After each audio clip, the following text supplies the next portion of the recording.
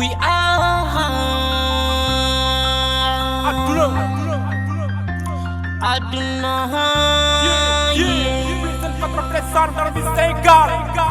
We want Africa.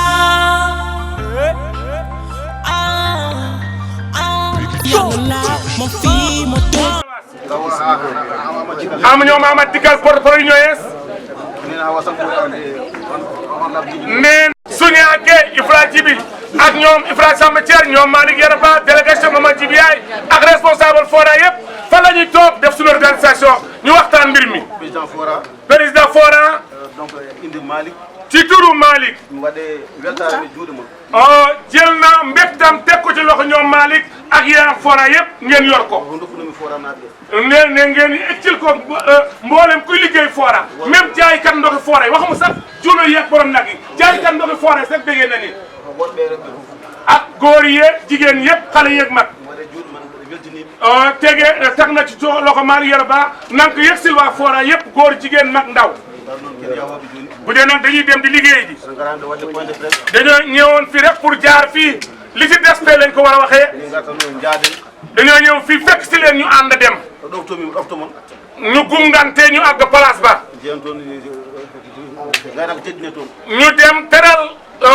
li ñu xam li ñu moom li ñu kam terangam lan la càmm suñu wootee teranga càmm éleveur du des naa Fora du ñu organisation lan moo ñu yóbbu léegi tànk la ñu def wala oto bismillah maari gala jàllal bismillah ma gay naa ko pullo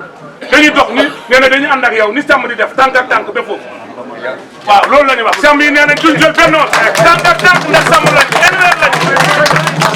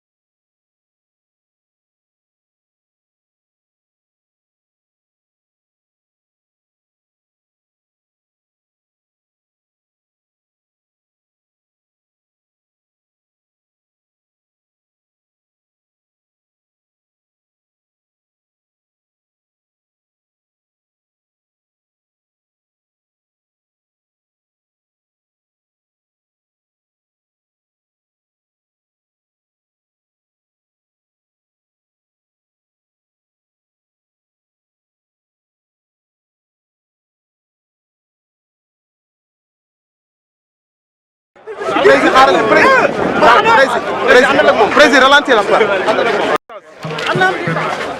dene jaan mooy la rek mooy orta ginnaw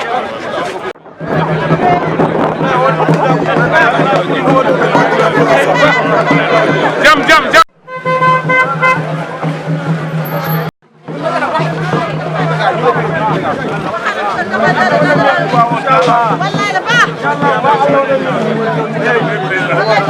voilà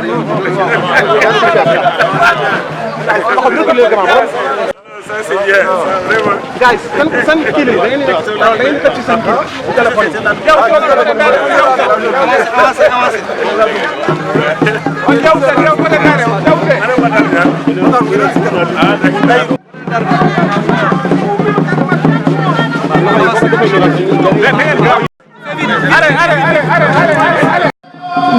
le champion qui est commenté,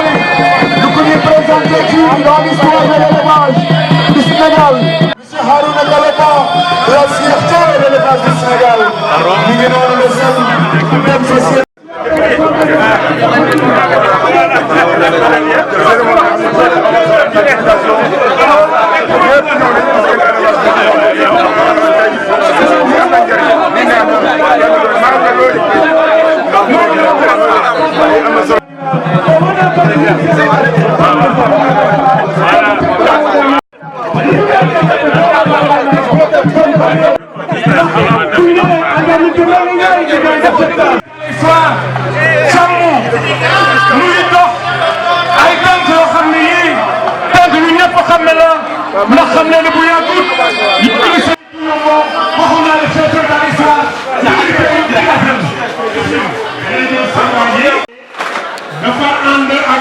bokkam ànd ak ay sàmm ànd ak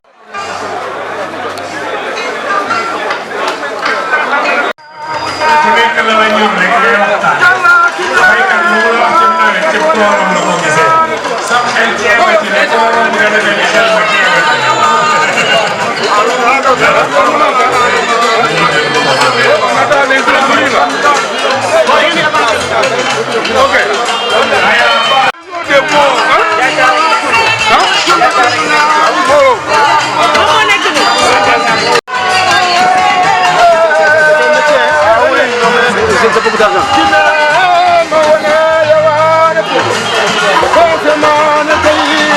salaamaaleykum wa rahmatullah ñu door nuyu le docteur Khadim Gueye conseiller technique numéro 1 du ministre de l'élevage bi jiite délégation ministère de l'élevage ànd ak le secrétaire général docteur Sakho ànd ak le directeur de l'élevage national docteur Damso ànd ak une forte délégation di nuyu le parrain le président Arona Galoba dama xamul sax ban titre laay jiital xaw ma président Arona Galoba laay wax xaw ma damay ne l'honorable conseiller Arona Ba donc xaw ma tamit damay wax le DG Arona Galoba waaw donc loolu rek wane na lu tax ñu def ko tey parrain di nuyu le président Omar Sow moom it xaw ma damay wax président xaw ma damay wax directeur de l'urbanisme di nuyu le président Bada Dieng vice-président FENAFO di nuyu l'honorable député Aliou Dembourou Sow bii di soog a agsi léegi donc di nuyu monsieur Faye le directeur des phosphates de Matam di nuyu l'honorable imam Habibou Sy bi nga xam ne mooy suñu njaatige fii di nuyu mon frère Mbagnick bi nga xam ni moo fi teewal CNCA di suma goro donc di nuyu également Ifra Sow bi fi représenté maison des éleveurs donc di nuyu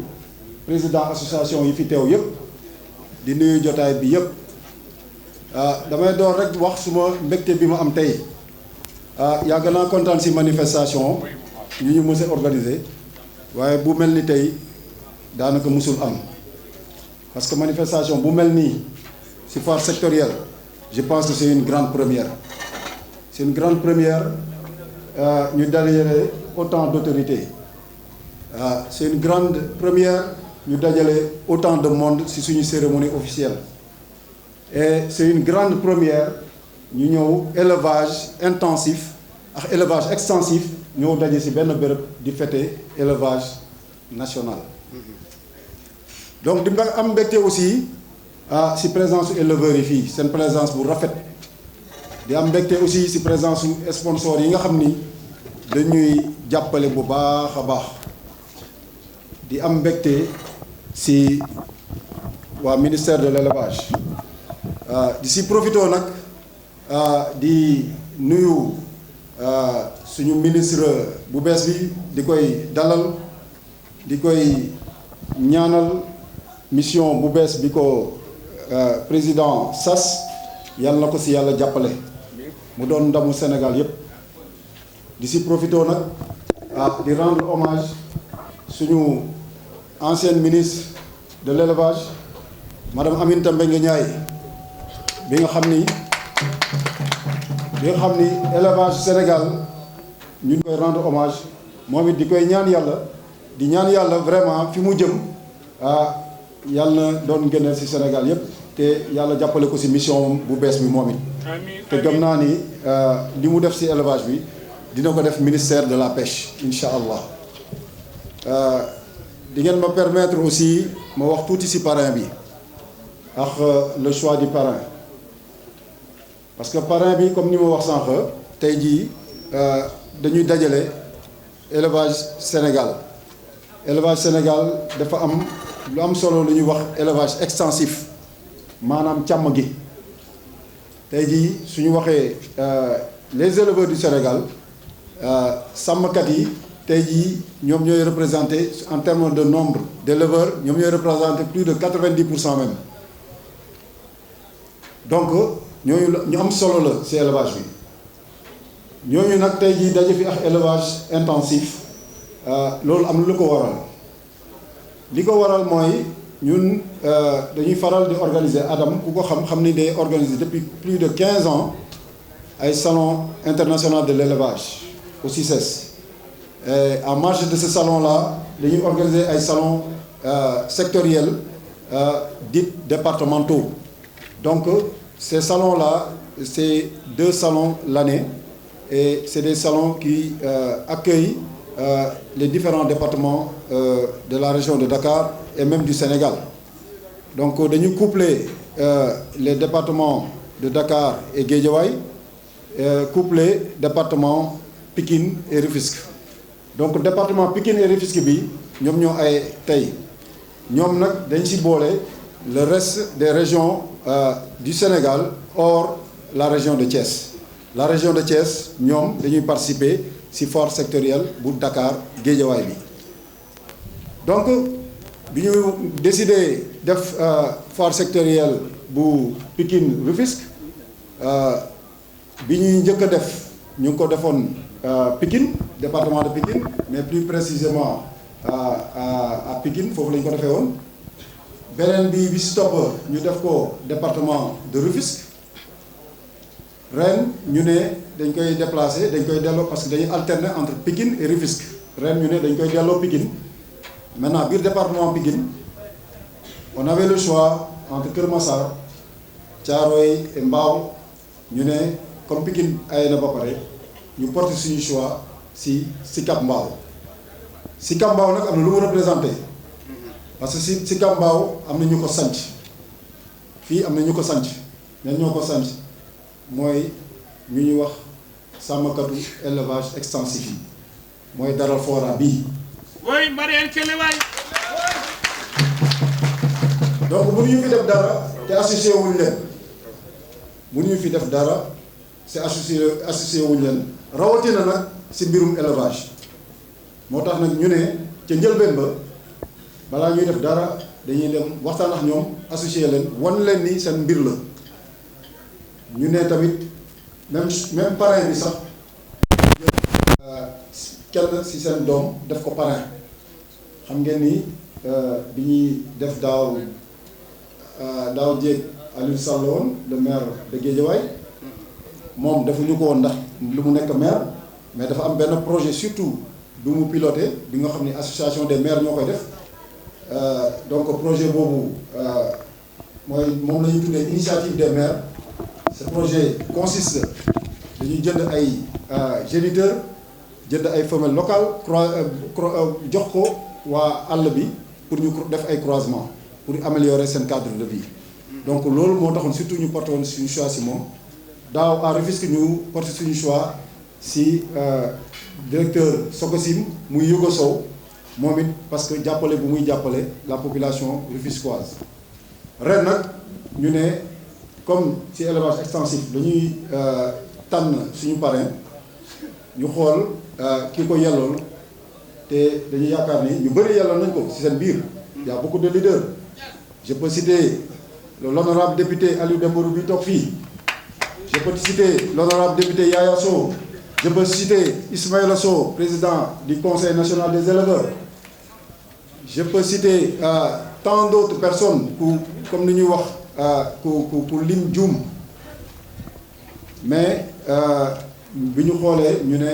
suñu xel yëpp ñun ñëpp dafa dem ci kenn ci ñoom muy Arona Gallo Ba pour plusieurs raisons la première des raisons qui est primordiale te raison boobu ku ko nekkul duñu la parrainer koo mënte doon mooy d'abord c'est un éleveur un bon éleveur et un grand éleveur te c'est un exemple tey jii ci développement élevage parce que tey jii développement élevage comme ni ma wax sànq il faut élevage intensif ak élevage extensif daje maanaam sàmmkat yi ak ñii di yar seen biir kër wala ñii di yar si seen ferme yi dañoo war a daje parce que kenn mënul avancer bàyyi sa morom sa ginnaaw te moom exemple boobu la parce que moom day def l'élevage semi extensif donc loolu benn raison la beneen raison bi mooy ni dafay jiite mbooloo bu mag association bu mag organisation bi nga xam ni mun nañu wax sax international la muy UNOS. UNOS Mariam Thiel mi nana UNOS. beneen raison bi aussi mooy ni dafay jiite société bu mag a mag bi nga xam ni dañuy liggéey ci mbiru élevage bi nga xam ni ñoom ñooy traité bépp yàpp bu am fii Sénégal muy Sogas ancienne Seras. oui. donc raison bu gën a am solo di tax aussi ñu porter suñu choix ci moom mooy sacrifice bu muy def ci élevage moom gis nañu du xaarul état gis nañ ni moom xaarul état moom lépp lu ñuy organiser moo fay jiitu c'était un docteur Khadim Gueye dina ma certifié ci loolu man de ci li ma fekkee bis bu ñuy organiser dara su ñu waxee ministère day organiser dara balaa ñuy wax dara moom mooy ñëw yëkkati dara ne teg naa tant de taureaux indi naa tant une somme bu extraordinaire donc loolu dafa am solo moom du xaar mais day anticiper donc raison yooyu moo waral ñu porter suñu choix ci moom te vraiment wax fa dëgg yàlla rëccuwuñu ko te li ñu gis tey loolu mun naa wax tey jii musuñu gis ci élevage fii parce que rafet na loolu. Mariam Thiel réew fulbe. parce que bépp sàmmkat tey dajanoo ñooñu xaarante au foirail def une marche de 500 mètres ñëw ba fii mënoon nañ jël seen oto ñëw fii directement mais ils ont tenu à marcher foirail ba fii. pour wane ni ñoom ay sàmmkat lañu. donc loolu mu doon loo xam ne lu rafet la lu nga xam ni ñun dañ si bëgg ba fu mu mën a yem donc indépendamment du parrain di remercier éleveurs yëpp si seen teewaay di leen di wax seen teewaay rafet na di ñaax nag ànd bi ñu sos tey ànd bi na yàgg loolu nag damay lancer appel ñun leader élevage intensif bi ak leader élevage extensif bi comme ni may faral di wax kenn mënul dem sans keneen ki tey jii élevage extensif bi soxla nañu améliorer seen race yi comme ni ko tubaab yi defee wala ni ko brésiliens yi defee balaa ñuy développer brésiliens yi dañuy dem ba Inde dem jëli foofu ay race ñëw croiser ko ak seen race locale am ay suisse yu extraordinaire yu ñu naan ay Nelore yu ñu naan ay Guzara moom la ñuy tey exporter partout dans le monde tubaab yi seen Holstein yi dañu dem jëli ko Hollande améliorer ko di produire plus de 50 litres par jour donc tey jii ñun éleveurs Sénégal yi élevage extensif bi soxla na améliorer Gobra bi nga xam ni tey jii on a beau le mettre dans les meilleures conditions au monde du dépasser 5 litres par jour donc Gobra boobu soxla na ñu croiser ko ak race laitière européenne yi pour que mu passer de 5 litres à 10 litres voire 15 litres loolu ma si féliciter état du Sénégal ANIPEL si initiative bu ñu am avec l'importation des génisses leneen li mooy par rapport à la production de la viande aussi soxla nañu ce croisement là loolu moom ñoom ñu ngi koy def depuis les années 70 gis nañ bi Gobra croisé nañu ko ak ay Guzara croisé nañu ko ak ay Nelore ba nga xam ni léegi am nañu ay sujet yi nga xam ni dañuy dépasser yenn quantité yi nga xam ni yi ñu daan tàmm a gis mbirum xar yi tamit même chose tey jii muy xaru toiber local bi muy xaru pël-pël bi soxla nañu ñu améliorer leen ak lan lañ leen di améliorer mooy laadum bi donc ñoom soxla nañu élevage intensif bi ñun tamit soxla nañ leen parce que ñu ngi nii di produire ay laadum actuellement on connaît une surproduction lu ñuy produire ñun éleveur laadum yi mënuñu ko jaay te marché baa ngi fii balaa ñuy xalaat bitum réew nañu xalaat fii d'abord marché baa ngi fii tey jii suñu laadum yi ñii ñoo ko war a jënd ñi nekk fii ñoo ko war a jënd ñoom ñooy suñu marché te loolu nag liggéey la liggéey boobu mooy ñu sensibiliser leen mooy ñu jàppale leen mooy ñu jàppante joxante xel ak xalaat de telle sorte que ñoom dinañ comprendre loolu ñu nit ñu comprendre loolu échange bi am suñu diggante loolu suñ ko defee yaakaar naa ni benn xaru laadum dootul seméti te gëm naa ni loolu ñu ngi ci yoon bi parce que aujourd'hui avec les géniteurs yi état bi jënd yi yenn projets yi jënd pour tasaare ko ci àll bi su géniteurs yi defee seen résultat gëm naa ni bu boobaa sàmmkat yi nekk ci àll bi muy suma mbokk pël yi muy suma mbokk séeréer yi ak ñeneen dinañu commencer ñoom ci seen bopp jël seen propre initiative jël seen xaalis ñëw ci bergerie laadum yi commencer di jënd ay géniteurs di dem à partir de ce moment là nag on connaîtra plus d'invendus donc loolu laa bëggoon na terminer di wax encore une fois suma mbégte te du ma terminer aussi te remercier wu ma imam Habibou Sy bi toog fii parce que jàpp na ci organisation bi parce que moo ñu ubbil jardin d'enfants bii nekk fii moom moo ko moom mu nekk un grand érudit et il a formé de très grands érudits des centaines même tey jii muy une fierté pour le Sénégal tey jii Moustapha Diallo bi nga xam ne moo gagné concours récital Coran international taalibeem la moom mi toog nii donc mu doon koo xam ni vraiment c'est une référence pour le Sénégal c'est une fierté pour le Sénégal tey jii depuis bi ñu commencé ba léegi ndoxu école am la ñuy utiliser donc mu doon loo xam ni vraiment mënuma pare te defuma ko donc di leen di gërëm di leen di sant di ñaan yàlla jàppale ñu terminer salon bi ak jàmm mu doon ndamu élevage Sénégal mu doon ndamu Adam jërë ngeen jëf.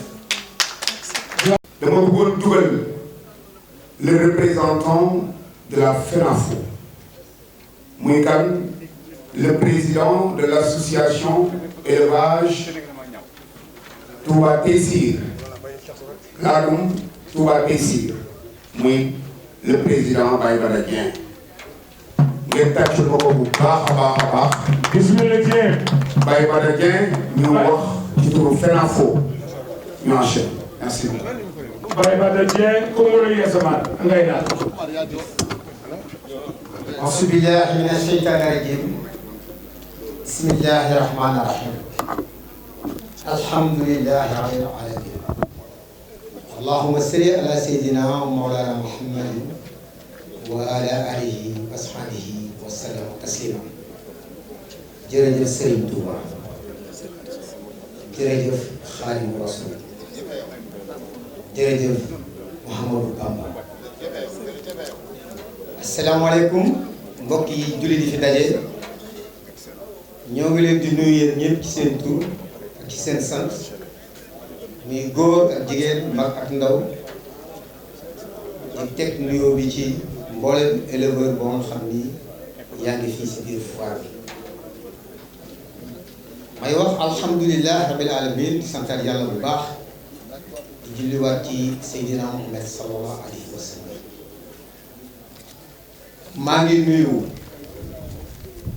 maa ngi wax ci turu FENAFO fédération nationale pour la filière ovine tey kàddu gi ma yëkkati dama ko yëkkati ci turu fédération bi di nuyu tamit sama mbokki waa Touba yi ma àndal ñëpp ñëw ak mbokki waa Dakar yi fi fekk yëpp jiital si nuyoo bi Docteur Khadim Gueye, le représentant du ministre, le conseiller numéro 1, maa ngi koy nuyu bu baax di teg nuyu si loxoom pour mu tegal ñu ko si loxoom suñu nouveau ministre bi nga xam ni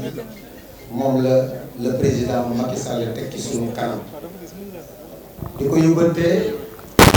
ak ñaan ñu di ko ñaanal ba li nga xam ni moom la fi fekk mu dolli ko ba mu gën a baax lool yàlla kattanal ko ba lépp loo xam ne moom la ñu sumb ci élevage yàlla may ko doole ba mu man ko matale. di yóbbante aussi tamit ci sunu ancien ministre Aminata Mbengue Ndiaye di wax docteur Guèye ni ko merewuñu ko FENAFO mi ngi koy sant bu baax di ko gërëm ci taxawaayam ak liggéey bi nga xam ne liggéey na ko ci élevage fii au niveau du Sénégal ñoo ngi koy yóbbante di ko ñaanal fu mu jëm yàlla def liggéey fa liggéey boobu bi nga xam ne moom la jot a liggéey ci baax li ko moom merewuñu ko. docteur Guèye nag mi ngi ànd ak docteur Dame Sow le directeur de l'élevage mi ngi ànd ak docteur Sakho le secrétaire général. ñoo ngi félicité mboolem délégation bi nga àndal yow docteur Guèye bon di la xamal ne yow élevage amee na la njukkal FENAFO mi ngi lay sant bu baax parce que bu fekkente ni association yëpp dañoo tënku ci ginnaaw FENAFO kon képp ku yëngalal élevage yaa ngi dimbali FENAFO ca fu ñu dem manifestation bu ñu am docteur Guèye ñëw na représenté ministre bi taxaw fi ni mu fi war a taxawee wax fi wax yoo nga xam ni wax yu am njariñ la kon suñu taxawee war nañ la ko delloo di la ñaanal fanu gudd ak wér nga yàgg nekk suñu kanam yàgg ñu jiite maa ngi nuyu le parrain parrain bi nag ñun xamuñu ko ndax côté Touba la ñu nekk mais FENAFO moom Sénégal gépp la. foofu la def mu rëy nag côté boobu. kon léegi par rapport ak secteur yooyu li nga xam ne moo jàlloon daaw ak ren. da ngay xam ni organisation bi jaar na yoon kon membre bureau bi bu Adam FENAFO mi ngi leen di féliciter di leen remercier di leen xamal ni kontaan na ci seen liggéey programme mu FENAFO nag moom dama ciy tënk rek ay baat yu gàtt ndax naaj yu tàng na ca temps bi bariwul mooy mi ngi liggéey ci caractérisation du laadum loolu tàmbali nañ ci def liggéey boo xam liggéey bu mag la ca yaakaar naa ni léegi tey mu pare mu sotti ca bu sottee maanaam sax sectoriels yi ñuy organiser su boobaa liggéey bi dana gën a yomb ci ñi nga xam ni ñoom ñoo war a saytu mbirum lan mooy caractère laadum ak lan la xaru laadum war a am. ca su boobaa bu liggéey boobu àggee association yi mboolem ñi nga xam ne ñoo ne ci association ak membres yi nga xam ni ay éleveurs lañ kenn ku ci nekk buñ la joxee caractère yi laadum war a am boo léegi si biir buñ la jugé. da ngay daal di xam ne position bii nga la jox moom nga moom ndax day fekk nga xam kon FENAFO ci liggéey bi ci ngi incha allah liggéey bi ci def bareetul léegi tey incha allah danañ ko présenter au niveau du Sénégal. FENAFO liggéey na ci vol de bétail bi puisque kuy luubal moom ku ko siiwal lay bañ ca saa boo xamee ni am na benn bergerie bu am problème ñu jël say jur rapidement FENAFO dana fexe ba sensibiliser Sénégal gépp foofu éleveur nekk. nga ci site bi da nga daal di xam ni lii xew na ci kër nit bu ko defee kenn ku ci nekk jàppalante ñu xool ba jur yi fu ñu ko mën a dugal ci génn Sénégal rëyuñu ko ñu mën cee teg loxo loolu tam FENAFO ñu ngi ci def liggéey bon ñoo ngi sant ñëpp suñu continuer di wax dañuy jël ci temps bi lu bari ñoo ngi yem foofu di sant ñëpp di ñaanal ñëpp jàmm di ñaan yàlla kenn bañ a manqué ñun ñëpp ñu fekk ko déwén yàlla yokk liggéey bu baax a baax a baax a baax bañ ñëpp gën a jëm si kanam yàlla may ñu wér diisal poche yi bu baax a baax a baax ndax xar ku ko yore cher na xont bi cher na ni nga koy toppatoo cher na kon na yàlla may ñëpp doole ba kenn ku ci nekk li nga bëgg a def nga def ko asalaamualeykum wa rahmatulahi taala wa barakaatuhu. Monsieur le Président du réseau national des éleveurs du Sénégal muy kan Monsieur Omar Sow, un grand monsieur. Un grand monsieur de par son action, lui reflète l'élevage, mais également son engagement, mais surtout sa détermination pour que l'élevage du Sénégal aille de l'avant. Merci. S'il vous plaît. Oui, monsieur Omar Sow, le grand monsieur. Wow.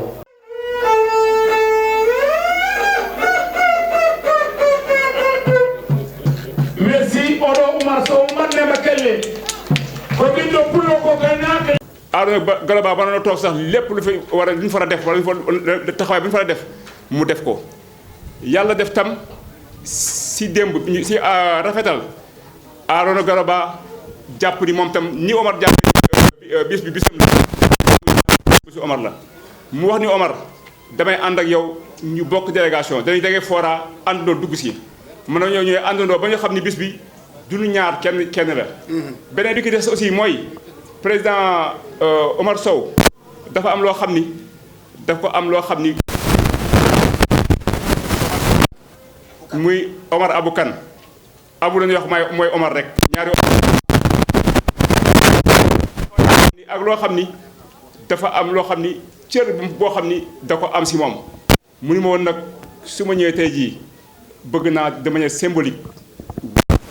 sama participation dugal li may joxe. mu jox ma nag ñaari chèque benn chèque bu nekk chèque bu 1 million la benn bi mu ni ma bii président maa ko jàppalee président Arona Garoba si parrainage bi ñu ko defal beneen 1 million bi ki des mu ni moom maa ko jàppalee président Omar Abou Kane si manifestation bi nga xam ne moo leen def foire sectorielle bi mu def moom ak Adama loolu rek la déclaration boobu laa bëggoon def maa leen jégalu di leen baal wax jërë ngeen jëf.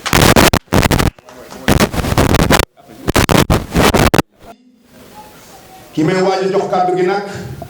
mooy ki nga xamante ni dafa fekk élevage bi ci dimension bu kawe muy yokk ko mu gën a kawe mbokk yi ki may bëgg a jox kàddu gi kenn dootu ko présenté ci liggéeyam waaye tamit kenn dootu ko présenté ci niveau am ci élevage bu Sénégal mbokk yi kii may bëgg a jox kàddu mooy monsieur Omar Sow le président du réseau national des éleveurs du Sénégal le directeur national de l'urbanisme et de l'habitat mbokk yi kii mooy jël kàddu gi mbokk yi tàccu leen ko bu baax a baax s'il vous plaît. bismillah Omar Sow bismillah Gaynako Maodo bismillah Diop Kedungal bismillah Bambok Tile Sénégal Omar Sow Kongole Yesaba. jërëjëf ci yeneen bi gërëm suñuy waajur damay nuyu ñi représenté ministre de l'élevage et des productions animales te le CTE Khadim Gueye di ko yónnee nuyoo Renades ak mbokk éleveurs yëpp ci ministre bi le temps ñuy gisee ak moom ñu gën a toog waxtaan di feddali suñu kóllëre ministre bi dem ndax suñu yaay la suñu tànta la suñu mag la bu dul élevage sax am na yeneen yu ñu seq mais wax baaxu nit du yàq dara. yaa ñàkk ci ñaari so. te comme moom def na fi lu rafet nekk ak ñun nekki lu rafet. ajaami te nekk waay. ndax structure yi moom dañ fay jaar rek dem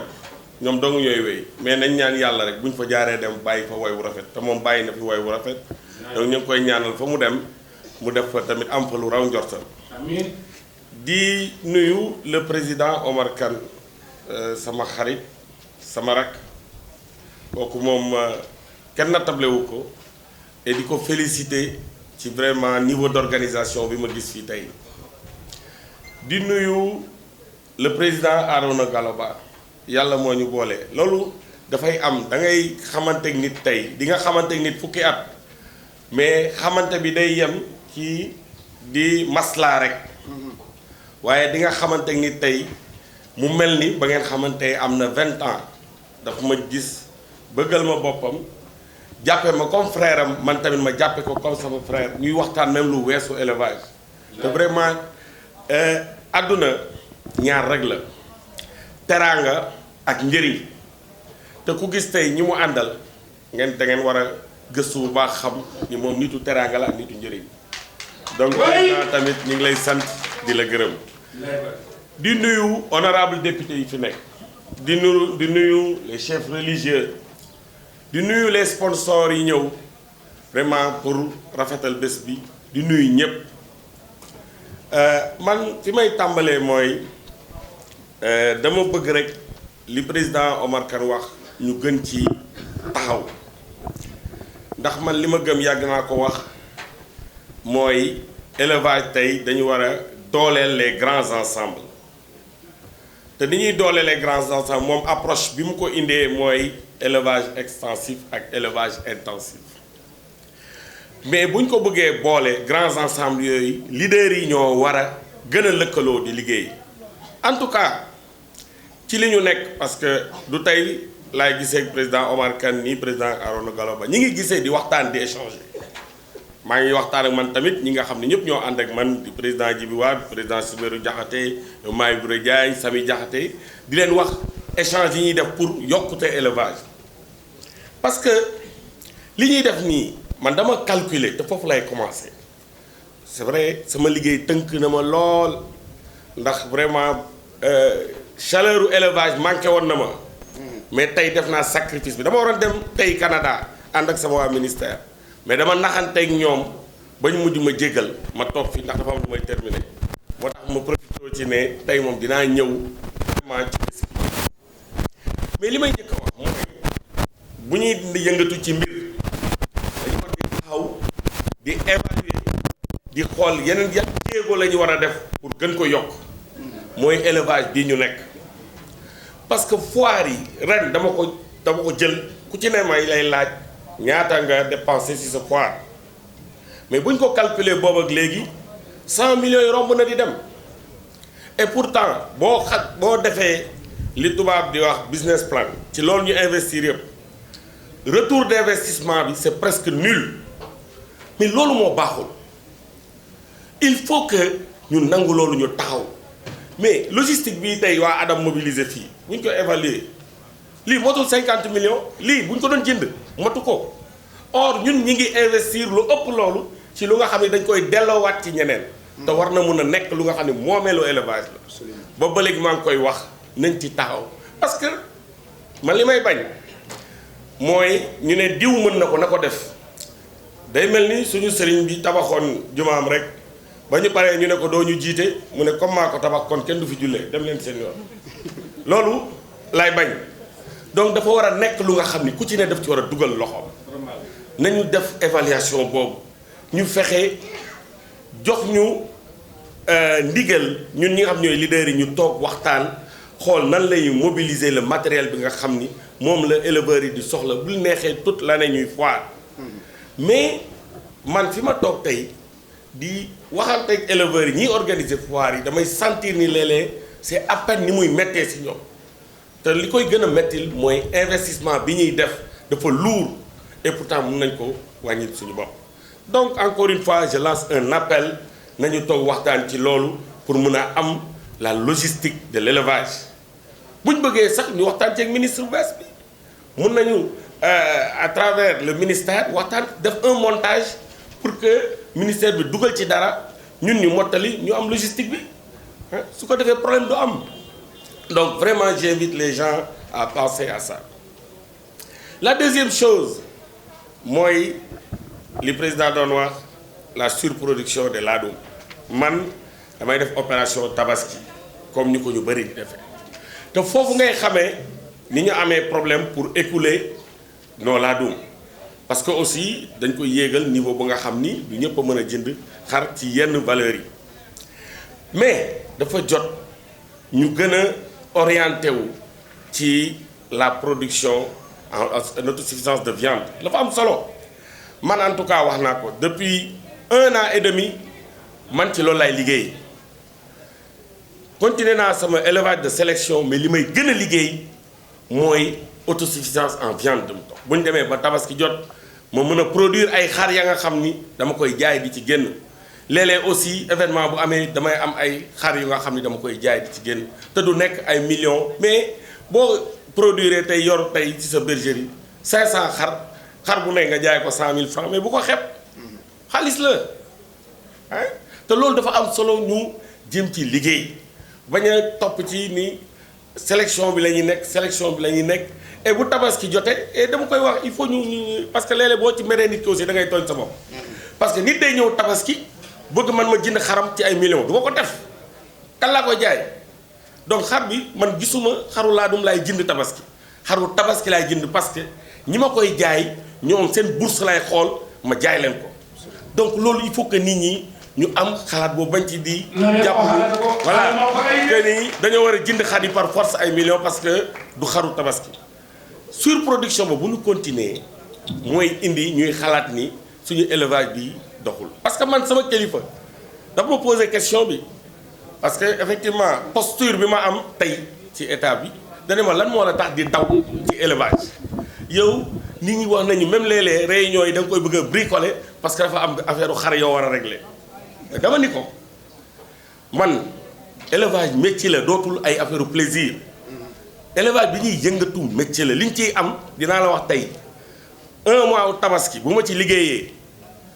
li ma ciy am boo ko cumuler sama salaire janvier ba décembre du ma ko ci am moo lay wan ni kon métier la dafa dox moo tax nag ñun nañu am approche économique ci suñu élevage xam ni dañu war di dugal muy génne ñuy investiraat mais moo gën ñuy dajale xar yi ba ñu bëri suñu loxo ba pare du ñu am ku ko jënd ñu bëgg cibler 2 à 3 4 personnes ni nañu génne ay millions pour jënd ko loolu du dem fenn day indi ay problème di wax ni aussi vraiment dafa am lu Renades di def actuellement te bëgg nañu aussi jàppale ci les grands ensembles ñu doxale noonu parce que ñun li ñu gëm au-delà de antennes yi ñuy teg actuellement dans les régions parce que Renades dafa am ay antennes ci régions yi pour que lu ñu am fii ci kaw ñu jaarale ko ci antennes yi mu yegg ci éleveurs yi actuellement dañu nekk ci logique aussi mettre en place des bergeries de référence parce que monsieur le représentant du ministre le gros problème bi ñu am te bu ñu évaluer géniteurs yi ngeen injecté en milieu rural il y a un problème structurel c'est-à-dire un problème d'organisation ñun Renades réponse bi ñu ci bëgg a apporter mooy dañuy créer ay bergeries de référence un peu partout au Sénégal mais du ñun au niveau national ñoo koy gérer suñu antennes yi ñoom la ñuy dimbalee ñu mettre en place des bergeries de référence bergeries yooyu nag actuellement commencé nañ ko dañ fay jël ñun géniteurs yi nga xam dañ ko daan jël di ko tasaare duñ ko maîtriser ñu am bergerie Matam bergerie Linguère bergerie Kolda bergerie Kédougou jël géniteurs yi ak femelles yëpp yóbbu fa léegi association locale yi dañuy graviter autour de ces bergeries pour di améliorer seeni xar loolu aussi ça permet de maîtriser le processus et vraiment de pouvoir évaluer les investissements loolu aussi président Omar Kane bëgg naa ñu gën ci waxtaan parce que buñ ko nëbbu man tey fi ma yàlla def ci nguur gi am na lu ma mënal élevage te li ma mënal élevage kenn mënut a tere ma def ko ci ndax loolu laa gëm donc ci mën a ut ay terrain yu nga xam ne dañ koy def ay bergeries loolu ça ne pose aucun problème c'est juste nañu waxtaan ci nan la ñuy defee montage bi ñu mobiliser ko ñu xam parce que tabax bergerie c'est pas cher ah c'est pas que ñun li ñuy def ñun c'est extra ah dañ ciy dugal affaire yi nga xam ni ah dañu bëgg affaire yi gën a rafet rek mais tabax ay box ah clôturer ko jox ko association locale def fa ay géniteurs ay femelles yu baax ba pare ñoom seen xar yi di ñëw ñu leen di développer foofu ñu leen di yóbbuwaat seen kër loolu je crois monsieur le représentant loolu moo ñuy jëmaleel kanam vraiment muy réflexion ba nga xam ni dama ko bëggoon partager ak le monde de l'élevage di leen wax ni vraiment namoon naa lii ah sama liggéey moo ma tënk rek mais xel beeg xol beeg lépp ci élevage la parce que man awma lu dul élevage d'ailleurs mooy sama lieu de décompression su ma demee ba sonn ba stressé liggéey bi dafa metti damay daw dem ci sama bergerie toog foofu ba ay minuit 1h du matin pour mën a fàtte affaire yu bëri donc vraiment di leen wax maa ngi leen di joxaat sama bopp di leen wax ni lépp lu ngeen yaakaar ni war naa ko mën a def pour jàpp ci yëf yi jëm kanam wax leen ma ko seet si leen ma jot bi yombul mais danañ fexe ba toog waxtaan pour mën a jàpp ci mais bu leen fàtte encore une fois et ça c'est pas les responsables nañu def une introspection ci ñaar yi logistique bi nuñ koy régler ak nan la ñuy def ba gën a développer suñu élevage am une approche économique maa ngi leen di sant di leen gërëm wasalaam. xarit la dama koy seede naa ko ci kanamu président de la république à Ranérou bi ñu jëlee journée nationale de l'élevage jagleel ko département bu Ranérou te yéen ñi nga xam ne yéen jege ministère de l'élevage xam ngeen ne tànn bi ñu tànn Ranérou tànn spécial la woon kon moom Arouna mu ne ma suma rakk danaa ñëw Ranérou waaye li may indi Ranérou mooy ñëw jàppale la du ma fa indi t-shirt du ma fa indi pancarte wax ma lépp looy def boo defee fukk damay def fukk boo defee ñaar fukk damay def ñaar fukk kon dama koy remercier ci loolu bu mu ñëwee noonu la ko doxalee yéen it seen liggéey rafet lool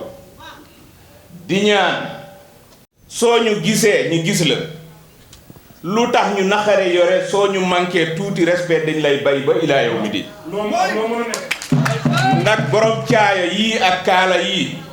kenn du ci xaar ba weer wi dee comme nu ko suma frère Omar Sow waxe xam nga fonctionnaire lu la plupart boo ñëwee xam nga Cheikh Abdoulaye Mbacke mu ne mbaadoolo mu ngi commencé boo nga xam bu weer dee lii lay am waaye éleveur xamul lu muy am bu weer dee denaan la ba nag yi ñibbisi wala ba ma jógee luuma wala ba ma jógee daral ñooñu nag yor leen dafa naxari docteur Khadim Gueye moo tax bu ñu sante madame le ministre de l'élevage dañuy ñaanal suñu rakk ndax newoon naa madame le ministre man Aliou Dembourou président Macky Sall bu xam nga éleveur lu mu gën a bañ ci rabu àll yi mooy bukki ndax bukki bu duggee ci sa gétt même bu yóbbul dara day escanté mais non seulement day escanté rabu àll bu gën a ñuul ci rabu àll yi je parle sur le contrôle de mon grand frère Arouna Ba bokk na ci rabu àll yu ñu gën a bañ mais dama ne président Macky Sall bu dénkoon élevage bukki damay jàppale bukki bi comme maa ne bay faalam la donc lépp luy jëmale kanam ñi mu ko dénk dama leen di jàppale mais dafa am lu Abou Kane wax ma koy yóbbante docteur Khadim Gueye bi ma toogee keroog ak suma rakk ci passation de service bi dama tardé mais ñëw naa après toog ak moom toog ak madame le ministre de l'élevage dama ne ko wax nga ko sànq Abou Kane ne éleveur bi day tollu Koungheul mbaa Matam mbaa Ranérou Ferlo 2 heures du matin mu woo Aminata Mbengue Ndiaye mu décroché ko téléphone mu ne ko man mu ne docteur Sakho jógal woo ci wala waxal ci am même n'importe quelle heure donc kooku loolu rek doy na ko saa nga may ko saaku aliment bétail lim loo woo jot la rek doy na ko sekk ak barke donc loolu dafa am solo ci li ñu war a ñaax équipe bi bees bi ñu bàyyi xel ci éleveurs yi saa yu ñu leen soxla comme suñu rakk la suñu frère la waxtaan nañu ak moom lu yaatu mais dañuy sant madame le ministre de l'élevage aussi ndax def na ci jéego yu am solo ñin ñi bokkoon ak moom di liggéey gàcce ngalaama bi ñu tàmbali ak moom ba tey kon Abou ak mboolem ñi sekk secteur yi suma xarit suma mag comme ni ma ko waxee Arouna jot na nag ñu geestu juróom-ñaari at yi ñu passé jot na balaa ñuy duggaat ci tabaski bi fekk nag loolu mën nañu invité xëy na techniciens yi mais du jar ay conseil interministériel dañuy toog geestu fan lañ ko fekkoon fan lañ toll parce que chaque année ministère de l'élevage day def loolu mais organisation yi mun a geestul seen bopp mun a yóbbul technicien élevage yi ne ñun bi ñu tàmbalee liggéey ak léegi kat comme ni ko Omar Sow waxee fii lañ toll lii lañ jàpp ne mooy suñu manquement lii la ñu war a améliorer lii la ñu war a yokk lii la ñu war a def di donc loolu nag ñun organisation yi parce que aussi munoo jiite ay organisation fekk ci ay ndaje rek at ba at nga koy doxee donc loolu dama koy dina ñaax rek comme ni ko sama frère bi waxee di sant ñëpp di sant suñu mbokk jigéen yi fi ñëw ak xale yi nekk fi di liggéey fii ci daral bi di fi tedd bu ma doon lim damay juum waay waat jàmm ngeen si at képp ku yëngu ci wàllu càmm mboolem région boo dégg rek sant nañ la gërëm nañ la waaye même boo jógee ci yeneen réew ndax am nañu fi dégg Mauritanie Mali Gambie Guinée partout dañuy liggéey ci daral fora bi kon ñëpp ñu ngi leen di sant di leen gërëm allahumma salli ala sayyidina Muhammad wa sallam. way juram wu góor moo ko fondé Harouna Galaba nekk un très grand éleveur un éleveur de sang su ma nee un éleveur de sang un éleveur de sang par ses parents Harouna Galaba bi nga xamante ni ci jamono ranch de Dolly tolloon na ci ay guddi tolof yu metti grâce à ce grand monsieur ce champion Harouna Galaba mu organisation bu mag bu naan l'organisation nationale des organisations d'éleveurs du Sénégal ONOS daal di combat bu tar na ba yàlla def tey Ranch Le Doli dellu ci loxo éleveur du Sénégal. Harouna Gallo Ba dirigé nag ay structures yu bare avec zéro faute. tey jii Harouna Gallo Ba mooy le patron numéro 1 de la SOGAS. ex-SERAS. SOGAS nag xam ngeen ni chaque jour danañu abattre luy toll ci 2500 têtes de mouton pour la consommation de viande pour la population sénégalaise. moom lañ ko dénk. toppatoo ko lool. Harouna Gallo Ba yàgg naa koo xam de. en personne ci élevage am ci li ñu mën a lim. ce grand éleveur porte lu tolloog 3000 têtes ci ay xar ak i nag ci dëkkam. yàlla na barke kon kii c'est un très grand éleveur. yàlla na ci yàlla def barke. mais mbokk yi kenn rek am solo. je ne saurais terminer sans me raconter leen benn anecdote bu am solo sur ce grand monsieur. Harouna Gallo Ba dafa dem ci benn dëkk ci Mauritanie bi mu demee ca dëkk bi fekk leen ñuy sàmm waaye càmm bu xaw a metti ñu ay néew ci doole mu boole li nga xamante ni moom la ñuy sàmm daal di koy jënd ci alalam ba pare ñiiwantal nag ña nga xamante ni ñoom ñoo fa nekkoon di sàmm lan la Harouna def ndeysaan daf leen jël ne leen ay borom kër ngeen dafa am leen di war mu boole leen ñoom ñëpp yóbbu leen dëkkam Namarel ba pare daggal leen kenn ku ci nekk salaire consistant. Harouna Gallo Ba ce grand monsieur def ay action yoo xamante ne tey ci Sénégal ci Afrique ak ci monde dootul la ñuy présenter. Harouna Gallo Ba c'est une chance pour l'élevage du Sénégal. alhamdulillah. Harouna Gallo Ba c'est un porte-bonheur pour l'élevage du Sénégal. lu tax ma wax ko mooy ku son excellence le président de la République monsieur Macky Sall wóolu. Macky applaudissez waay. teg ko loxoom te gëm ko mooy Harouna Gallo Ba. macha allah. macha allah. Harouna Gallo Ba mbokk yi du ma jeexal te fàttaliwu ma leen ni c'est un haut conseil de la République. loolu c'est normal. moo fay nekkal très proche du président de la République. waaye mbokk yi fan la chance bi nekk avant ma koy jox kàddu gi nous avons un nouveau ministre de l'élevage et des productions animales monsieur Samba Ndiobène Ka. Samba Ndiobène Ka moomu nag di jarbaat direct ci ki nga xamante ne tey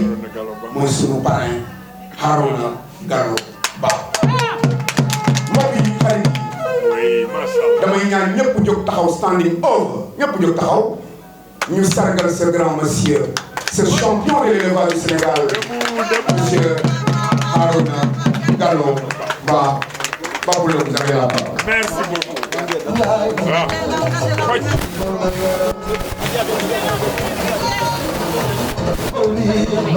Salam,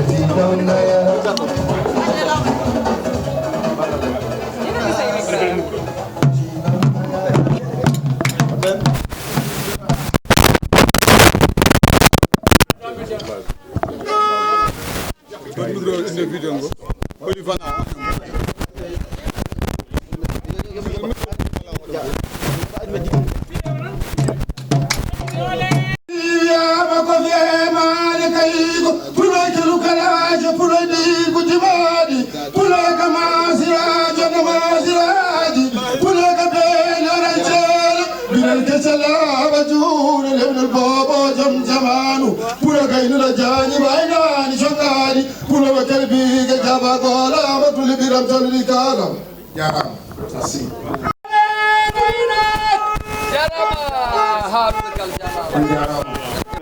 arde ɗemgal men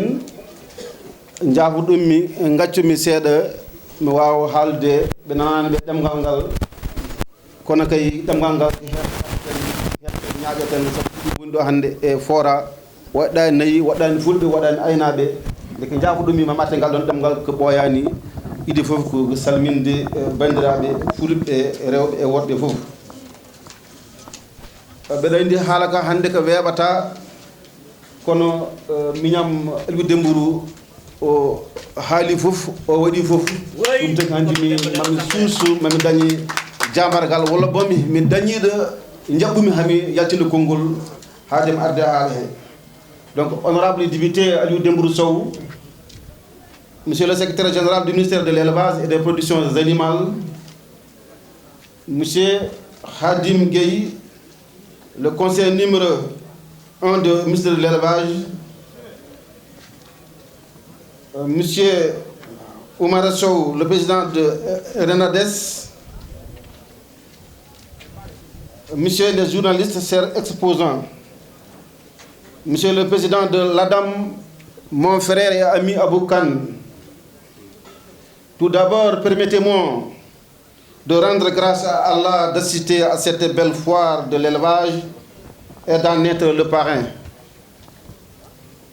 Monsieur et madame, de la dame, je ne saurais vous exprimer ma reconnaissance pour le choix de ma modeste personne, mais j'en ai compris le sens. En effet, Adam a voulu montrer que cet acte, que tous les éleveurs du Sénégal sont de la même famille. C'est aussi pour encourager les efforts faits pour notre organisation dans le secteur de l'élevage. Mais nous avons réussi à faire des résultats extraordinaires. C'est parce que nous avons l'accompagnement des autorités de la République et au premier chef, son Excellence, M. Macky Sall, le président de la République du Sénégal. Madame, Monsieur, ce dernier a fait pour le secteur de l'élevage ce qu'aucun président du Sénégal n'a fait jusque-là. Ngay nak boyi danje sens. Ne no chamo yàgg na am sens. Boyi danje barke. Ne lu yàgg ak barke la cham. Boyi danje balal Allah. Ne lu yàgg am ndembal Yàlla ci cham. Kon hande kay ngay nak deydi hana feewi. Waaye kay di cham ginna yokka tànkam ci lu baax a baax. Hanki jàmm. Ne bi ci guddi. Mbaal mi ko yilaade miñam Aliou Dembourou Sow. Dafa fanaana woon rakkam député Aliou Dembourou Lel. Mi waaw ɗum jaggude. Ndax mu ko tee. Ha jaamit Ablaye Daoud le ministre des finances. Haw dem ci kii Ablaye Daoud ministère finance. Mbimi jàng ɓeɗa foti yaade ɗo e fora. Mu ko yegal ne subo dañu ma parrainé biso jàmm fii ci fora fii ci Kambaaw. Abou Kane nan teddini gaynaka. Nee na Abou Kane ku teral càmm la. Hombo teddini men enen aynaaɓe. Mu ngi teral éleveurs yi xam ne ñooy liggéey ci wàllu càmm. Ɓeɗa yinno mbalami hama jagga miñam Aliou Dembourou. Mu ñaan Ablaye Daoud mu ne bëggoon naa nga dimbale ma ba ma tee sama rakk député Aliou Dembourou Lel. hama yitambo ɗo wone nder Dakar haɗen kamɓe hoɓɓe gandiri no feewi. Nee na ma fekkee rukkaan yi ba ma teeti loo xam mu gunge ma an ma def si Kambaaw. kono tawi homo loggi assemblée. boobu nag Aliou mu ngi nekk réunion assemblée. ko jinnomi ko min o ara ɗoyete. lim yéene woon muy nga teel fi ñëw ngeen ànd fii. kono duwaw am jaabama. waaye ñaanam nangu no le honorable député Aliou Dembourou. Allah waɗi o ari amon ɗo caggalam. ñëw nga Yàlla dogal nga tardé woo. somi hemnoma hanki. bu la jotoon bi. min gardat. da ngeen di ànd. mi wona mawni ko. nga mu nekk sa mag. o wona miñam. nga nekk rakkam. mi rokkamo gueɗe ɗe. nga mu jël lépp teg ko sa loxo. o jogo kongulam. nga yoro kàddam. o haala inde aynaɓe Sénégal. nga wax ci turu càmmu Sénégal. o haala inde Macky Sall. nga wax ci turu njiitu réew mi Macky Sall. ɗum jogorno wadde hanki. loolu la parawaare woon Aliou. ɗum so wanna ma wel Abou Kane. mais nag loolu bu amoon dana neex Abou Kane mi toog. ma wel aynaɓe. dana neex képp ku yéene ci biir Sénégal. Sénégal. tagi mi yiɗi noon wadde kadi ne bëggoon na def kadi. tawi mi haalde Oumar Sow waxtaan na Cheikh Oumar Sow. président Renades moom kooku mooy président Renades. kadi koye woni koye nder heeñere laamu moom ci biir xolu nguur bi fala Oumar Sow mi falay nekk. mi yinna kay somi heeɓino Aliou hanki jamma waa suñu jokkoon bi min ngara ɗoyete ngeen ànd fii. min garda e Oumar Sow ngeen ànd ak Oumar Sow. min garda e Mbagnick Ndiaye ngeen ànd ak Mbagnick Ndiaye. kanko woni to woni ko banque biyeteɗo crédit agricole kooku mooy yore banque bi wax crédit agricole. min ngara min gona caggal miñam Aliou bu ñu ñëwee ñoom ñëpp ñu assemblée nekk ci gannaaw Aliou Dembourou Ndéla. honorable député honorable député. gaynako sàmm la. jiɗɗa ko waɗata ko ku gum li muy def. homo anndi ko waɗata ko ku gum li muy def. kadi o haali haala mum te wax na wax ji léegi. ko Baye Fall wax na boppam mooy Baye Fall njiitu réew mi Macky Sall. mawɗo aynaaɓe o mooy Baye Fall Macky Sall. Macky Sall Macky Amadou Sall. président de la République du Sénégal président de la République du Sénégal tous les Sénégalais. Allah hokkilaamu Sénégal hannde yàlla moo ko may nguur mu jiite Sénégal. kono Allah walli kam yàlla dimbali na ko. o ari mu ñëw na ak député ñëw na. nani ko haali ko dégg na li nga wax. en nani ko haali ko dégg na li nga wax. min noon ɓeɗa yettambo mu ngi lay gërëm. ɓe yettambo ñande fof mu ngi lay sant bu baax. sabu ko tinniɗo ndax ku taxaw nga. ko moƴƴaneedi ku am yar nga. ko liggiiɗo ku liggéey nga. o arti kadi o waɗi fedde jogiinde ngaynaaka Sénégal nga jiite kuréel o ndeysaan kuréel boo tudd fédération en connaissance pour élever le Sénégal moom nga tuddee yaa ko jiite. ɗum noon wuuri kono rufaani miyam Aliou Dembourou honorable nani jooɗii caggalam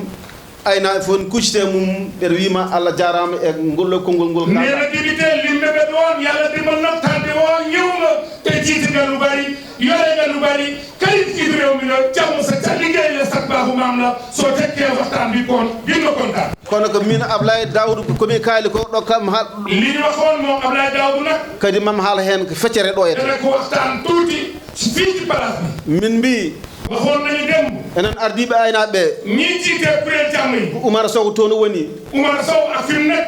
Abou Kane toon woni Abou Kane mu ngi fa. miñam Ismaïl toon woni Ismaïla Sow mu ngi ci groupe bi. Dieynaba Sidibé toon woni Dieynaba Sidibé mu ngi ci groupe bi. mawnam Moussa Demba Sène nan ɗon heen jeya mawnum xumaga Moussa Demba Ba ci la bokk. ko Fora nan heen jeya Fora gi ñii toog ci lañ bokk. Ifra nan ɗo Malick nan ɗo Ifra Jibaay la ngi fa Malick Sow a ngi fii Malick Yaraba. kamɓe fof ɓen jooɗi banggam nana ɓeɗon banggue ñaam yi jooɗo yaa ngi nii toog di tasaaroo ci mbaar mi.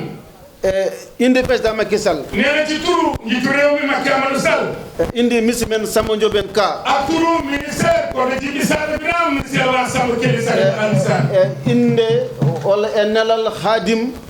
Gueye ak turu madame Khadija Khadim Gueye. inde docteur Sakho i wondude turu docteur Sakho. min ɓeɗoɓe limɓe ɓe ñii ñu woni eɓe limani foof ak ñii woni won yëpp. min jiɗi wadde lappol dañoo bëgg def benn groupe. min naata e Sénégal ñu dugg ci goxi Sénégal yi. min jetta aynaɓe Sénégal ñu gërëm ak selbe Sénégal yi. min jetta Sénégal naaɓe ñu gërëm waa Sénégal yi xam ne ñoo ngaan ci cati càmm yi. min jettaɓe buñ leen gërëmee. nde Allah hoddiri bu yàlla dogale. ɓe balli benn taxawaay. ha président Macky Sall folaat. heɓti leydi ndi benn càmm yi taxaw ànd ak population bi ñu folaat Macky. min jettaɓe ko éleveurs yi laaj leen ngërëm yéen. min jettaɓe ngeen gërëm leen. ɗum noon komi kaldi komin Ablaye Daoudou waxtaan nañ ak Ablaye Daoudou. ko ɗo kalami ɗum fii la koy waxee ci sanam activité. jaran heɗen ndeeya bu suba danañ def ndee bu mag. heɗen poti fokkidde sax gannaaw suba war nañu xëy dem continuer. ko naten e Sénégal ñu dugg Sénégal. jetten aynaɓe Sénégal ñu gërëm ay càmm Sénégal yëpp. jetten ladde Sénégal ñu gërëm càmm gi lépp. ndeɓe Allah walli ɓe bi leen di yàlla dimbale. ɓe jante ñu ànd. waɗɗo feere ñi taxaw. ha Macky Sall heɓti Sénégal de Macky toogaat. Escort. seen man na ci biir Sénégal. est ce que on mbaɗa jeddi est-ce que mu toogaay boo xam ne kenn amu ci werante. ko aynaɓe ina jeeya ɗum ɗon nee na sàmm bokk nañ ci ñi folaat ñi ɗum réew. ɗon miñam Aliou Dembourou mbokkam Aliou Dembourou Abou Kane Abou Kane Oumar Sow Oumar Sow ko on desnama ɗum ɗon dénk nañ leen taxawaay boobu. ɗum ko ɗum mission nee na loolu mission la. ko poɗɗen dogde dañ ko war a dox. inchallah inchallah. ɓeɗen ma en mbaɗ ɗum dinañ ko taxaw ngir def ko ko ɓooyaani fan yii di ñëw inchallah président jarɗo yettude président nangu naa gërëm ku taxawoon dem homo jari yettude nee na ku jar gërëm la sen ngarte o ñalawma bu ñu delluwaatee ci ñalawma bi Aboukan def tey sen mbi aynaaɓe dañi sens bu ñu nee sàmm yi am nañu sens hoɓe joginoo amoon nañ ko kono ɓeydiima waaye yokku na sen dañi hannde Aboukan bu ñu amee ku mel ne Aboukan jawdi nee na xaaf jara hannde 50 millions benn xaaf bu jar 50 millions wala 15 millions walla 30 millions wala 30 millions a Aboukan hat tawa nee na Aboukan loolu bu amee garance Aboukan ɗum ko ɓeydi ngaynaaka loolu de yokk càmm ci kanam Oumar Sow nee na Alhaji Oumar Sow o jooɗi ɗoyete kii toog ànd ak délégation bi so ari ferme makka boo gisee ma taw ɗon valeur 1 milliard boo demee kiram walla place am dem fekk valeur 1 milliard won toon ko baali ay xar won toon ko nayi ak i nag hay gertoɗe même moderne nan toon kon nañ def càmm gi métti ñu jox ko li war ci càmm gi sen mbatti ko meccal buñ ko baxaate métti bu dëgër nani ko Oumar Sow haali ko li Oumar Sow wax nani ko Abou haali ko dégg nañu Abou wax nani ko Aliou haali ko dégg nañu Aliou Demrou la wax ɗum ɗon en jottoto léew nag faw ñu toogaat njiyan sali ñu dem Saly walla njehen hôtel Ndiambour walla ñu dem hôtel Ndiambour walla njehen hôtel Ngor walla ñu dem Ngor walla njehen Ranérou walla ñu dem Ranérou walla bom Allah walla mi njehen Namrem walla yàlla dimbali ñu dem Namrem Gamadi Sané te ko jooɗɗen toon ñu toog foofu ɓe miijanen ngaynaaka ñu xalaatal càmm gi yen miijana koye men ñu xalaatal suñu bopp ɓen en miija toon ko moƴƴaani kon xam na ni duñ fa xalaat lu baaxul sen ngatti pawene taabal bu ñëwaatee ñu teg ko ci taabal laawol dañe nee na yoon am ɗum noon kalɗon ko kon li ngeen wax mi ƴetti note nee na jël na note mi jaɓi ɗum nangu na loolu jaɓi wonde caggal mon nangu na nekk seen gannaaw Oumar Sow mbaɗen liggéey on ɗon ñu doxal liggéey bi comme ni ñu ko waxee nden basal yaltata Sénégal kon coono càmm dana génn ci biir Sénégal siko basal felti yettude Sénégal nee na nag bu ñàkk demee ba faw génn Sénégal koye ngaynaaka tan wawi rewde faw càmm fekkee tànk boobu be gunge be ñàkk génn réew mi faw càmm ñi ɗum noon mbaɗen ngaynaaka meccal kon nañ def càmm bi métier mbaɗen ngaynaaka meccal nan ko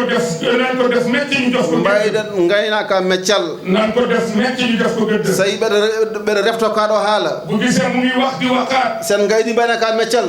buñ ko defee liggéey li ci wax sukaɓe men suñu doom gonta nadde gueeci ina maaye toon duñu jaar ci defe gi di dee ci luñ ko waxee ci géej gaa ngi jeexal àdduna bi de yàlla yàlla musa te bi géej yaay biir walla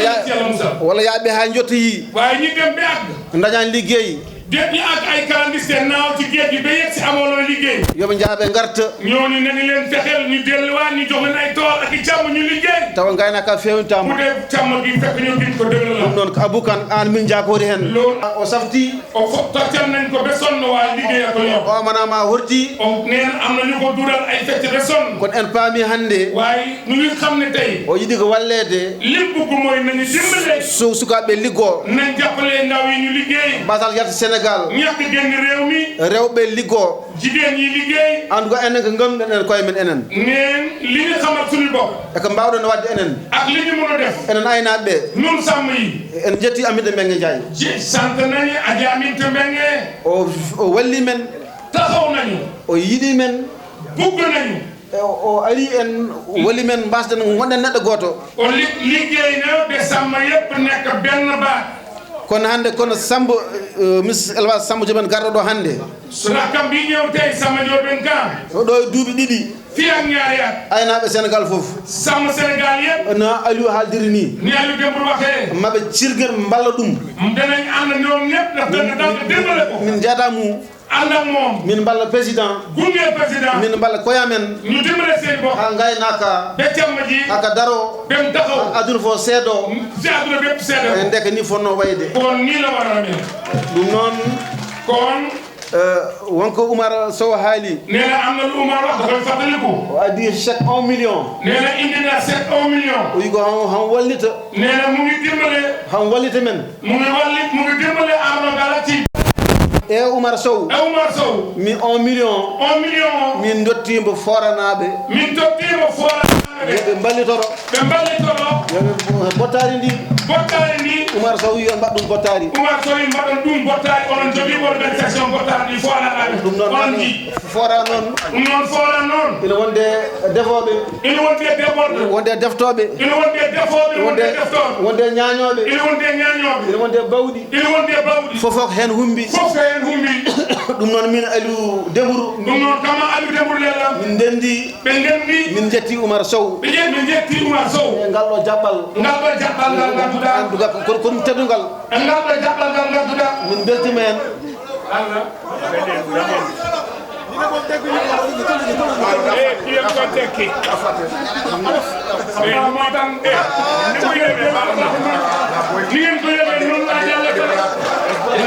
ak li liggéey li ko dimbale woon sax bi jël na ko jogaat ko waa Fora ñu yore allié ak seen animation ak seen population ak seen en tout cas machallah très bien affaire de ɗum yooɗi nee na bis bi rafet na ci moom lool yooɗi waɗi fayida nee na bis bi am na teraanga bu yem na ci yaram mbo waɗi qualité nee na taxawaay bi qualité na haaloɓe inde Samba Ndiobène ñi waxoon ci turu DC Samba Ndiobène ministère de l'élevage ministère de l'élevage Samba Kelly Sade Dalal Kam hono Khadim docteur Sakho Dame Sow e Aba min beltimo kontaan nañu bu baax min beltima darde mon seen taxawaay rafet na so sonji mbiyam Samba Ndiobène bu ngeen demee ngeen ne Samba Ndiobène le ministre de l'élevage le ministre de l'élevage min Aliou Dembourou moo Aliou Dembourou lel min Abou Kane ak Abou Kane min Oumar Sow ak Oumar Sow eɓe garani ɓe ak ni ñëw min ƴetti engagement jël nañ engagement jaggante Samba Ndiobène ànd ak Samba liggéey élevage min mballamba ñu dimbale ko ha président welto e hen li nga xam ne président dégg na ko mu am donc mbeɗa wi Mbagnick Ndiaye mu ngi wax ne Mbagnick Ndiaye xaritam ministre des finances ministère des finances mi wiyum bisimilla makko ñu ngi lay bisimilla ci jàmm gi min beltima ko ari ko li kontaan nañu sa teewaay fii ɗum ɗon rewɓe worɓe góor yi jigéen yi mag ñi mawɓe sukaɓe ak xale yi ak senes bi min haalam weeɓani noonu waxam yombu kono noon Allah jarama on jarama waaye gërëm na leen Allah jarama on jarama kono min Aliou Dembourou kañum na Aliou Dembourou honorable député honorable député min jetti min ndendi min jetti Oumar Sow min ndenti ɓe jetti oɗo jeyaɗa Allah betet kiiɗo ɗiɗone koye Oumar Sow kadi min mi wi honorable Aliou Dembourou Sow no honorable député nena Arona Gala nena yo jaggodire Oumar Sow nena nana ɓe sa loxo fukkilo ak ñaar Oumar Sow mi ɗo yo jaggodire Abou Kane mu tengam ànd ak Abou Kane hedmi kam haalama haalaka nee na moom tagu ko wax min komi fabru moom motto la ci ndox so mbeɗa yaha ndiyam yaha tan buy dem ci ndox du sibleeku day wodd rek moom foofu la yem ci cam mi mitta wutti mitta makna nee na du dindi makna du dindi mbubb day boo ko nee cam ne pour nduk ci biir toon tan gonmi bu am nee na foofu la nekk toon tan gonmi nee na foofu la nekk Allah jarama on jarama Allah jarama on jarama kole mon jooɗi peeni voilà jërëjëf mbokk yi directeur c'est docteur Dame Sow président Khadim Gueye conseiller numéro 1 non damay bàyyi bañ joxe ba pare message bi may wax Abdoulaye président Omar Sow ñun ñetti ñëpp ku nekk jox na la teraanga doog a xam ne dootuñu ko fàtte mukk ñu di leen xamal ne nag def lu baax ku ko def dañu koo war di wax Omar Sow ñu ngi koy di ko sant. c'est 1 million bi nga xamante ni monsieur Omar Sow moom moo ko jox monsieur Harouna Galaba mu daal di koy jox waa Fora léegi nag président Abou Kane dafa defaat lu rëy toujours fidèle à sa tradition cet homme à la forte personnalité yëkkati nag cadeau bu am solo fas ko yéene jébbal sunu parrain Harouna Galaba ñu ngi koy teg ci loxo yi le CG1 du ministère de l'élevage. Après le président Omar Sow tamit am na mbir mu am solo voilà.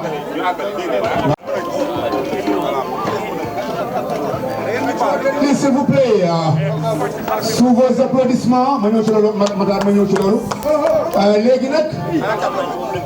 léegi nag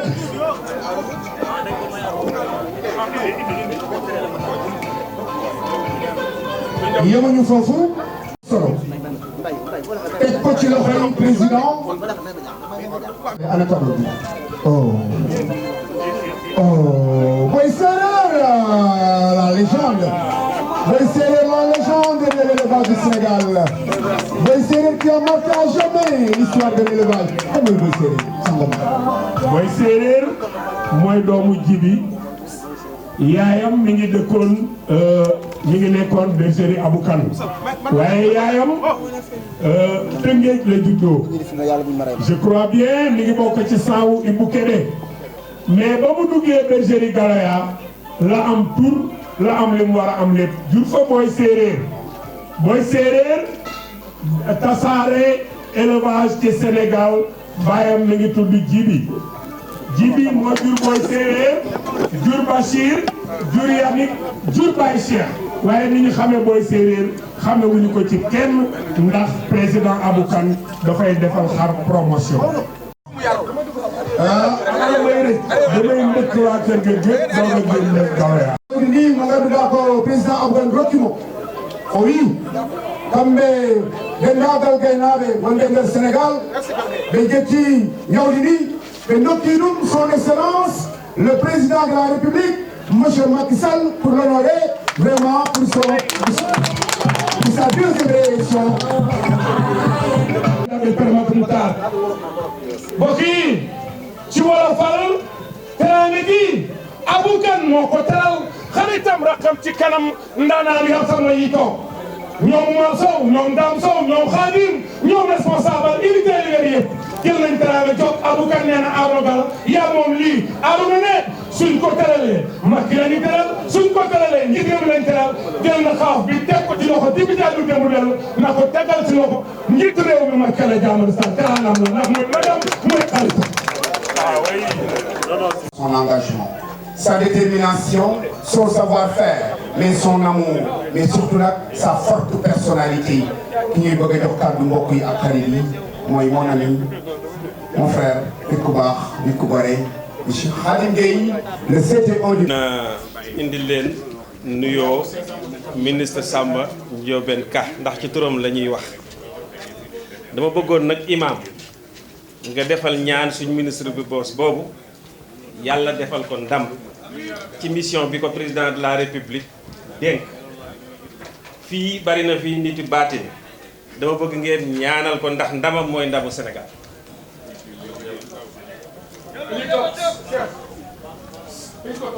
kon boobu li ma leen bëgg a seede itam mooy koo xam ne dangaa jël service tey muy alxames bële nga xëy dugg ci àll bi docteur Sakho mii àndoon na ci ak délégué ñeneen ñi fi teew ndax dañ ko waxoon ne fas yi ak mbaam yi dañoo feebar daanaka dalluwul sax du dem ci mataga dem kooku ñu dem yaakaar bi mooy ku disponible la ah yaru ministre nag waruma ko wax waaye man ku yaroo nii rek itam bariwuma lu ma koy gis ndax ku mat koo xam ne kii man mii bu ma gisee am na nu may wooyee jarul ma di ci jaar waaye ku ko mat nijaay la lay wooye ku ko mag bu mag grand frère la lay wooye donte kon sax agent am ngeen loolu dama leen kii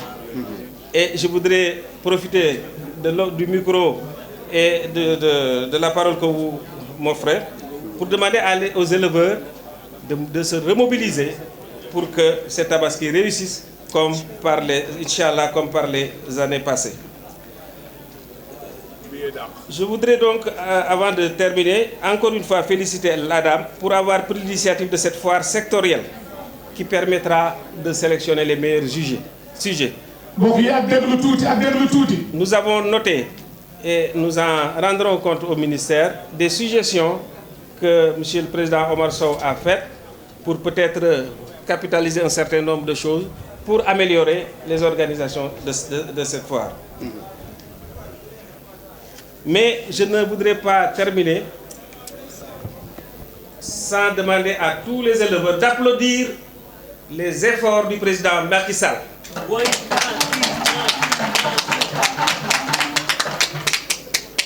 Qui ont permis les nombreuses réalisations dans le domaine de l'élevage. Je ne voudrais citer qu'un seul exemple, parce que pour rester dans le thème d'aujourd'hui, qui est l'autosuffisance en mouton, c'est le ranch de Doli, qui vient d'être réhabilité. Et j'ai l'habitude de le dire, képp ku bëgg def jur agronomie mën na la woon yoon wi ak ñeneen ñoo nga fa loolu moo gën a tuuti ci li président def et plus de 12 milliards la fa investir suñ doon lim li mu def ci élevage tey duñu taxaw duñu fi la ñuy yendu. J'invite donc tous les acteurs à se mobiliser pour relever les défis et je sais pouvoir au nom du ministre compter sur tous les éleveurs et particulièrement ceux qui sont ici, les membres de l'ADAM. Je vous remercie de votre aimable attention. Merci Guèye parlementaire du Guèye. Rendez-vous bi nag ADER la. bu ñu nee ADER ne fële ca Kër Massar. la fête continuera là-bas incha allah. léegi nag président Aboubacar président Omar Sow. kon nag dama leen di jël teg leen ci loxo yi.